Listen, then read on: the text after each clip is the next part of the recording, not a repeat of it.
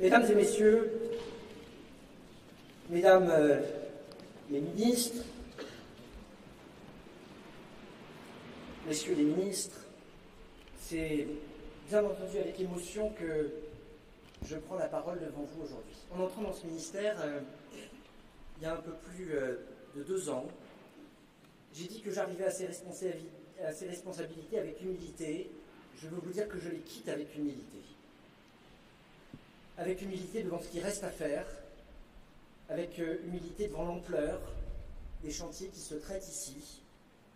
Ce ministère, ce pôle de Roquelaure, de la cohésion des territoires, du logement, du transport, des élus locaux, de la biodiversité, de la transition écologique, des enjeux maritimes, c'est celui des grandes causes avec leur noblesse, c'est celui aussi des grands combats avec leur âpreté et des grands enjeux collectifs qui nécessitent de se hisser à cette hauteur. Je suis arrivé ici comme maire avec la conviction que pour mener à bien ces grands combats, il ne fallait pas opposer le national et le local. Il fallait qu'on ait la capacité de tisser une équipe de France qui se préoccupe de nos concitoyens et de ces défis gigantesques qui sont devant nous. L'écologie, elle n'a pas besoin de prophètes, de gourous ou de donneurs de leçons. Elle a besoin de gens qui font. Et ce ministère, c'est le ministère des gens qui font, les agents de ce ministère. Ce sont ceux qui font comme les élus locaux au quotidien. On n'a pas tout fait, bien entendu. Mais je ne crois pas un instant que ce soit le ministère de l'impossible. Je pense plus que jamais, en quittant ce lieu, que c'est le ministère du nécessaire. Après plus de 2 ans, nous aurons un bilan, celui des 100 000 collaborateurs qui, dans les agences, dans les services centraux ou déconcentrés, travaillent sur ces sujets. C'est d'abord, bien sûr, le mandat dans lequel la planification écologique avec le SGPE a été posée. C'est aussi celui d'un rythme de baisse des émissions de gaz à effet de serre qui, en un peu plus de 2 ans, ont baissé de 10%, ce qui est à la fois inédit. C'est le fonds vert, à la charnière entre les collectivités territoriales et l'État pour avancer sur ces sujets. C'est le leasing électrique pour les voitures, c'est l'accélération de la rénovation, c'est le bonus réparation, c'est les bases de l'affichage environnemental ou de l'indice de durabilité. Bref, tant de sujets auxquels je pourrais ajouter la lutte contre l'ultra fast fashion, la prémisse d'une réglementation sur les PFAS, etc. Beaucoup reste à faire. Sur le dessus des pieds des ministères que vous trouverez, nous avons à la fois à continuer à retisser un lien avec la ruralité dans la continuité du plan concocté par Dominique Faure. Le moment de faire en sorte que les RER métropolitains pour lesquels Patrice Vergrit s'est tant battu puissent entrer dans une phase de réalisation arrive. Le logement, je ne sais même pas par où commencer. Vous savez, Madame la Ministre, à quel point les attentes sont fortes dans un contexte de crise qui n'est pas national, qui est européenne, et où l'explosion d'un certain nombre de coûts, de chantiers, de matériaux est venue rencontrer, parfois, une frilosité à délivrer des permis de construire avec une montée d'une partie de nos concitoyens contre l'arrivée de nouveaux voisins et le souhait, en quelque sorte, de préserver les espaces tels qu'ils sont. Et Guillaume Kasbarian, à la fois sur ces sujets, sur la manière d'aller accompagner le neuf, de rationaliser la rénovation, c'est évidemment beaucoup engagé. Il est crucial dans ce ministère de ne jamais opposer la fin du monde et la fin du mois. D'abord parce que ce sont des urgences qui doivent se conjuguer et que nos concitoyens, on ne peut pas les découper en tranches. Et ça, c'est au cœur des enjeux, notamment de l'Agence nationale de rénovation urbaine, sur la manière dont on fait en sorte de bouger sur les passoires énergétiques et dans le même temps d'améliorer, de diminuer la facture de ceux qui vivent à l'intérieur. Je sais ce qu'a été l'investissement de Sabrina Agresti-Roubache. Les animaux ne votent pas, les insectes ne manifestent pas, les arbres ne font pas grève, mais pourtant ce monde silencieux, qu'est celui de notre biodiversité, il nécessite d'être porté, d'être soutenu, d'être D'abord parce qu'il n'y a pas d'avenir pour notre humanité, d'habitabilité pour notre planète si nous ne prenons pas garde à ce qui nous entoure. Et ce combat pour la biodiversité qui a été porté par Hervé Berville, c'est sans doute l'un des plus cruciaux qui vous attend, Madame la Ministre. Dans la continuité de la COP15, dans la continuité du règlement de restauration de la nature, c'est toute la stratégie nationale de la biodiversité qui, désormais, doit entrer et se décliner de manière plus visible. Au-delà de ça, c'est le plan d'adaptation de notre pays qui devra être porté sur les fonds baptismaux dans les prochains jours et les prochaines semaines.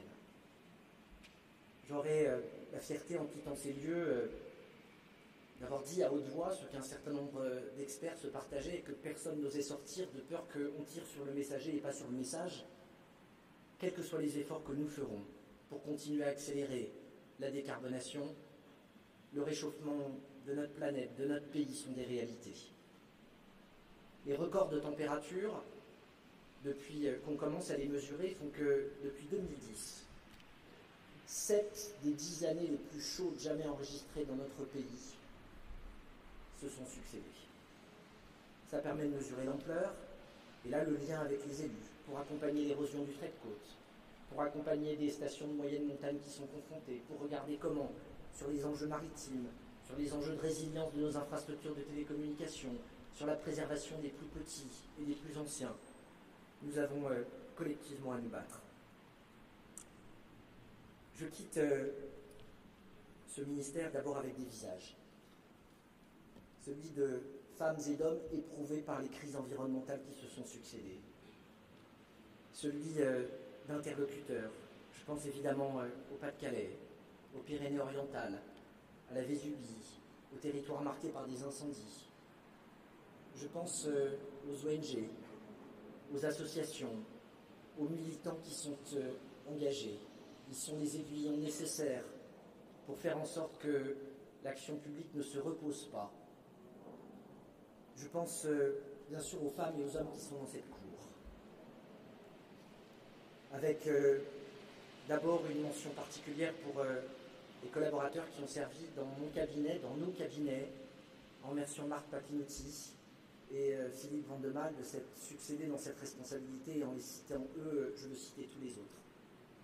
Mais je pense aux huissiers, je pense aux assistants, je pense aux agents qui servent au CMVOA, je pense aux agents du BRGM qui nous font remonter les chiffres, les piézomètres sur les indicateurs de sécheresse, je pense aux collaborateurs de l'OFB, je pense à ceux de... Bref, j'ai dit que je ne me lancerai pas dans une énumération, je ne vais pas vous l'infliger. Je veux avoir une mention particulière pour les ministres qui m'ont accompagné. J'ai une pensée pour Olivier Klein, pour Bérangère Couillard, pour Caroline Cailleux, pour Sarah El Aïri, qui ont croisé cette route, pour Clément Beaune, avec lequel nous avons travaillé, et puis pour ceux qui sont à mes côtés ce matin, y compris Olivia Grégoire, dont la présence n'est pas liée à un remaniement interne de dernière minute, mais au fait que dans l'évolution des périmètres, le commerce et l'artisanat vont désormais être traités par ce ministère de Roquelaure. Vous êtes, mesdames les ministres, 3 ministres pleines à vous partager une partie du champ et en englober d'autres. Je pourrais, dans un moment d'hubris, me dire que 3 personnes pour me remplacer, ça force. C'est une forme de témoignage posthume que je savoure et que je goûte. Je peux vous assurer que vous ne serez pas de trop, à la fois compte tenu des enjeux, du contexte et plus largement de la situation politique dans laquelle se trouve notre pays.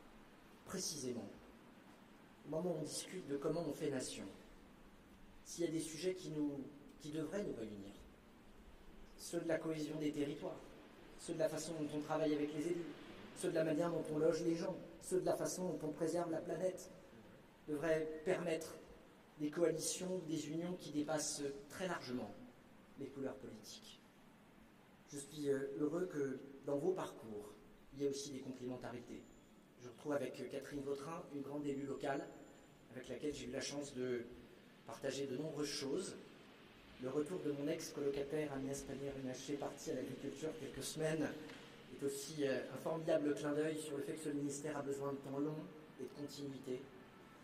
Et pour avoir longuement échangé avec Valérie Létard, d'abord à l'intérieur de l'hémicycle, et puis après qu'elle ait pris sa retraite de parlementaire, pour essayer de la convaincre, pourquoi pas, de se réengager sur la rénovation urbaine. Je goûte comme un clin d'œil le fait que ce soit elle qui me succède ici.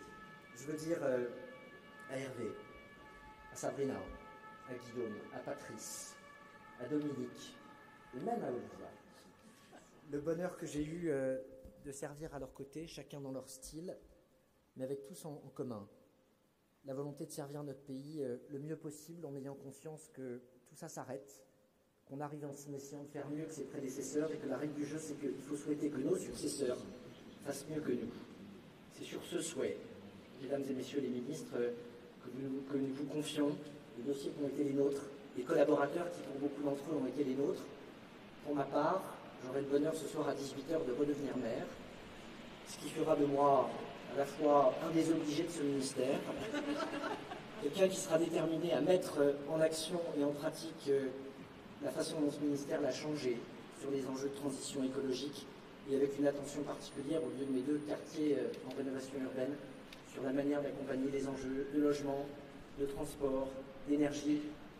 Il y a juste, cher Fabrice Loher, pour la mer et pour la pêche que je me sentirais sans doute un peu plus éloigné d'une partie de tout ça.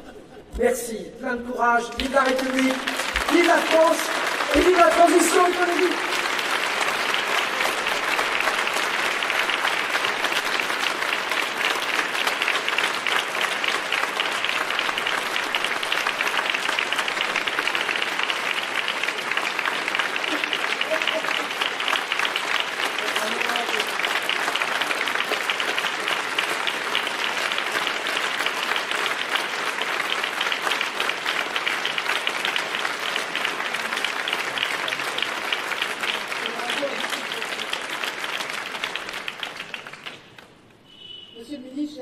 Mesdames et messieurs les ministres, mes premiers mots vont être pour vous, chers amis, pour vous remercier de votre action au gouvernement, que ce soit dans l'accompagnement des collectivités locales, l'aménagement de nos territoires, de nos villes, de nos campagnes, pour ce qui les relie, les transports, les infrastructures, ce qui les anime, l'artisanat, le commerce, chère Olivia, la pêche, la mer.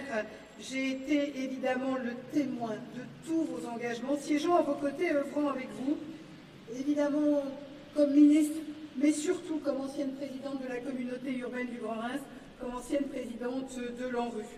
Je n'ai pas oublié, chère Sabrina, l'accompagnement pour le maintien des bataillons de la prévention. Je n'ai pas oublié, cher Christophe, ce qu'il vient de me dire, nous nous connaissons depuis longtemps. Angers comme Reims sont des villes dont la qualité de ville est souvent soulignée. Et je suis très honorée de te succéder en partie ici. On ne te succède pas, on essaie de continuer les chantiers avec toi. Et cette qualité de ville, elle est liée à notre volonté de respecter l'environnement, de faire de ces villes des villes dans lesquelles on a compris l'enjeu qui est celui de la préservation de la biodiversité au cœur de la collectivité, même si nous sommes dans de très grandes villes. Retrouver de l'espace, retravailler l'ensemble de nos collectivités, voilà ce qui fait sens auprès de nos concitoyens. Et tu as porté, cher Christophe, cet enjeu majeur de la transition écologique, le climat.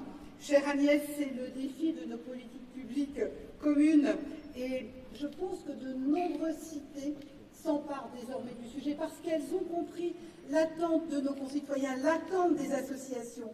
Et c'est aujourd'hui ensemble que nous devons, dans la diversité de nos responsabilités, porter ce sujet. Et puis, en arrivant ici, avec toute l'humilité requise, j'ai une immense pensée pour Jean-Louis Borloo. Je suis ses traces.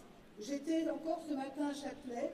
J'arrive aujourd'hui à Roquelaure, toujours avec la même passion pour l'action publique. Mais je n'oublie pas que le premier qui a porté ce fameux Grenelle de l'environnement, j'ai présidé de nombreuses séances à l'époque à l'Assemblée nationale, c'était lui. Et là encore, après finalement le plan de cohésion sociale, est arrivé le Grenelle, toujours cette capacité à faire bouger les lignes dans notre pays pour comprendre l'urgence d'une démocratie qui est capable d'avancer et de répondre aux nouveaux défis. Alors j'avais jusqu'à maintenant la charge du quotidien de nos concitoyens, s'agissant de leur travail, de leur santé, de leurs droits sociaux, des premiers aux derniers jours de la vie. Ce fut évidemment une expérience humaine et politique inoubliable.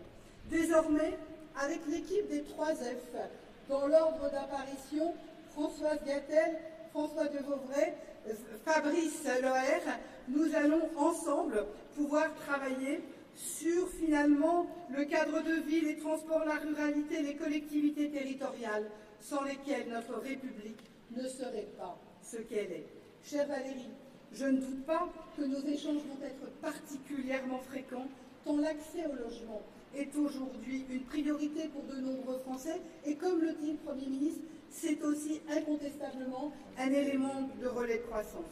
Élu municipal, j'ai moi-même dirigé une communauté urbaine, celle du Grand Reims, que j'ai toujours qualifiée de petite France, avec ses 143 communes, urbaines, périurbaines et rurales, 111 de moins de 1000 habitants. Champenoise ayant épousé la Corse, je n'oublie pas que notre République s'est construite bien sûr avec l'école publique, mais, cher François, elle s'est construite avec ses transports.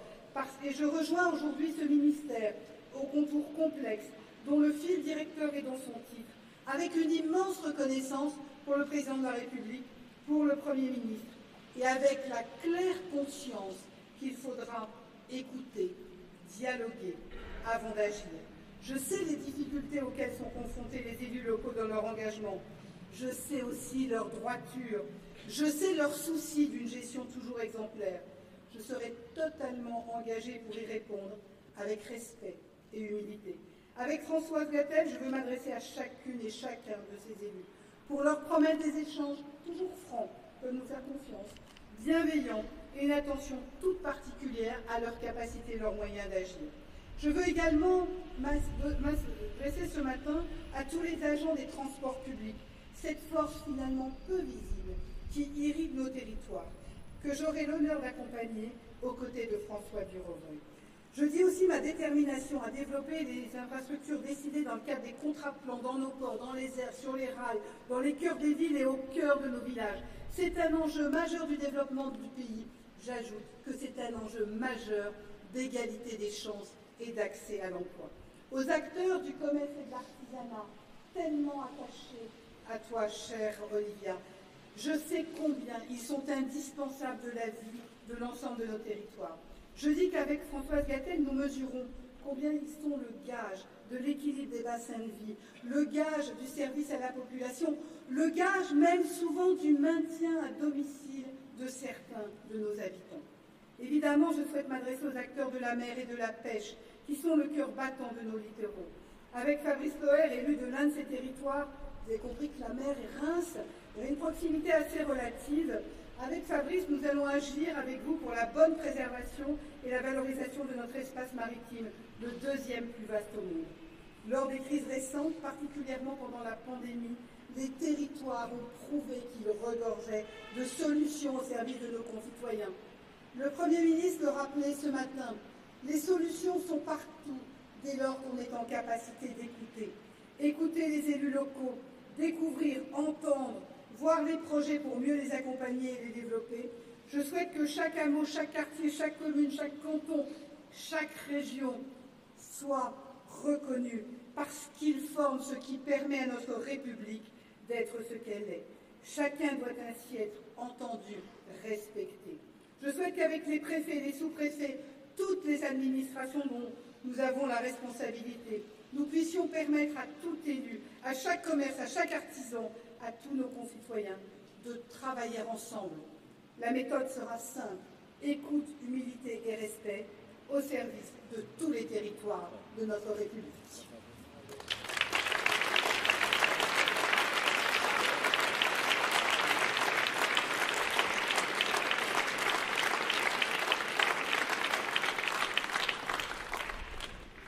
Mesdames et messieurs les ministres, cette passation de pouvoir est très impressionnante, très rentable.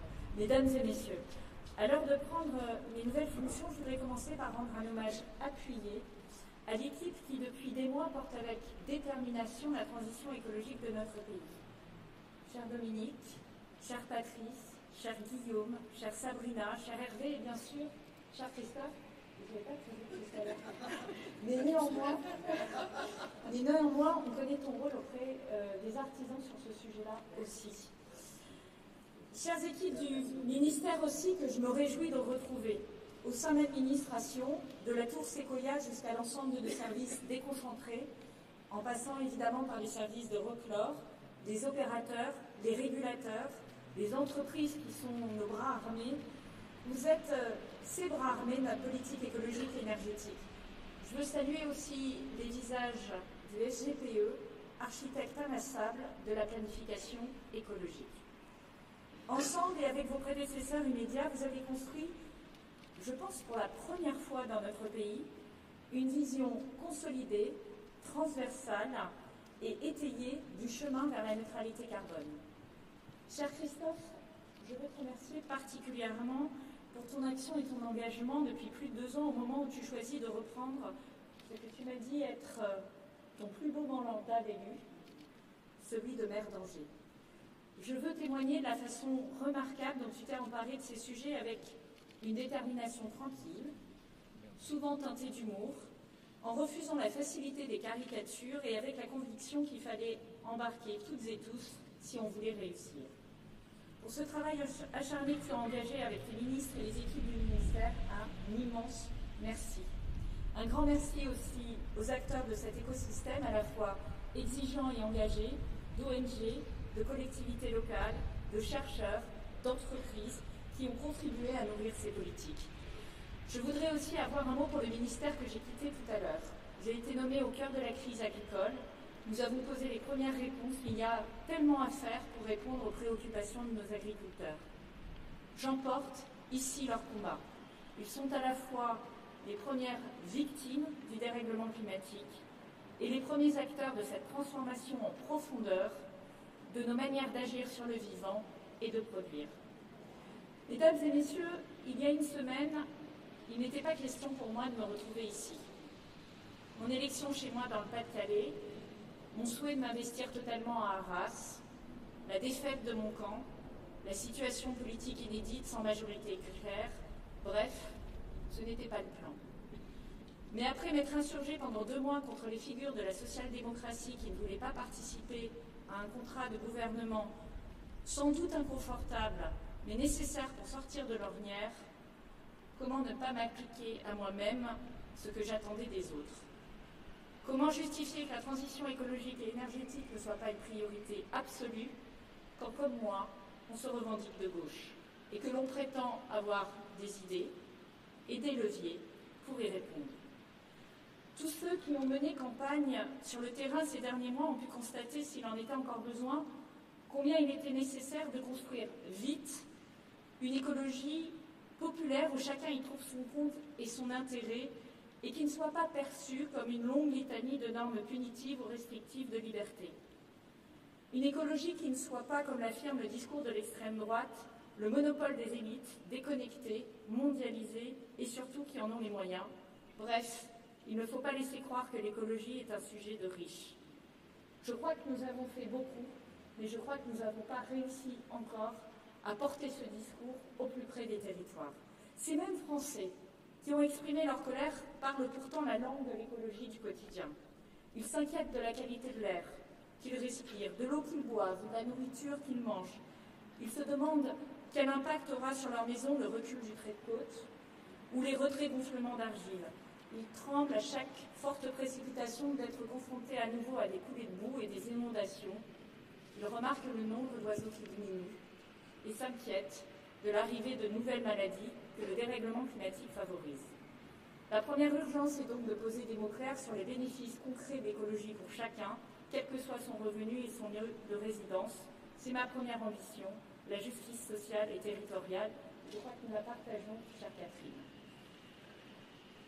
Pour cela, mon écologie sera ambitieuse en ayant toujours une boussole, la science. Tout d'abord sur le plan de la transition énergétique avec ses 4 grands piliers détaillés dans notre stratégie française énergie-climat. L'efficacité énergétique tout d'abord, le nucléaire en posant les bases nécessaires à la réussite du plus grand programme industriel depuis un demi-siècle, les énergies renouvelables, toutes les énergies renouvelables, car aucune ne peut être laissée de côté, et enfin la sobriété énergétique, un combat que tu as porté au Parlement, chère Olga. Chacun de ces piliers est indispensable et aucun ne peut s'envisager sans les autres si on veut tenir nos objectifs. Ces sujets, chère Olga, tu les connais. et je sais compter sur toi pour les porter avec force dans tes nouvelles fonctions de ministre délégué à l'énergie. Ensuite, sur le plan de la transition écologique, en poursuivant ce que tu as entamé, cher Christophe. Sur l'eau, en assurant la meilleure qualité et disponibilité possible de cette ressource vitale. Sur la pollution de l'air, car c'est un enjeu majeur de santé publique. Sur la biodiversité encore, pour enrayer la disparition des espèces, protéger ce joli mot qui est la nature, et notamment l'outre-mer, et donner accès à tous à la richesse naturelle de notre pays. Sur l'adaptation au changement climatique, enfin, anticiper ce que serait un monde à plus 4 degrés, ce n'est pas être alarmiste, c'est être courageux, c'est être responsable vis-à-vis des Français et être préparé. Cette écologie ambitieuse, je la porterai également au niveau européen et international. Je serai la voix de la France pour la nouvelle Commission européenne, pour que cette nouvelle Commission européenne conserve l'élan enclenché avec le Pacte vert dans une nouvelle donne politique teintée de scepticisme et peut-être tentée par la régression écologique. Je n'oublie pas non plus que je devrais rappeler combien le nucléaire est un atout pour la souveraineté de la France et de l'Europe et pour le climat. En portant aussi la voix de la France dans les COP, climat et biodiversité, tu l'as dit. Mais l'écologie que je veux porter, vous l'avez compris, doit avant tout être au service du quotidien des Français. Pour les protéger, cette écologie doit être populaire. Faciliter le passage à des véhicules plus propres, c'est réduire la pollution de l'air, la pollution sonore, la facture de carburant, c'est apporter une solution concrète à ceux qui dépendent de leur voiture pour aller travailler. Rénover les logements, c'est lutter contre l'habitat indigne et la précarité énergétique, parce que les Français les plus modestes n'ont pas à choisir entre se chauffer et se nourrir. Mieux prévenir les risques, c'est protéger ceux qui, comme dans mon département, se demandent s'ils ne vont pas tout perdre à la prochaine inondation. La transition écologique, c'est aussi défendre nos paysages. Il y a derrière cette promesse, derrière ce combat, une promesse de vivre mieux. En politique, on se doit de changer la vie et l'écologie en est un levier immédiat. Mesdames et messieurs, je serai une voix exigeante au sein du gouvernement avec la volonté d'agir tous les jours, de ne pas considérer que la nouvelle donne politique serait un appel à l'inaction. Bien au contraire. J'ai conscience d'être dorénavant membre d'un gouvernement où je peux apparaître isolée en tant que femme de gauche. D'aucuns pourraient même se demander si je ne suis pas une espèce en voie d'extinction. Mais quand j'entends mes collègues, je suis confiante. À moi de convaincre les parlementaires pour bâtir des majorités de projets.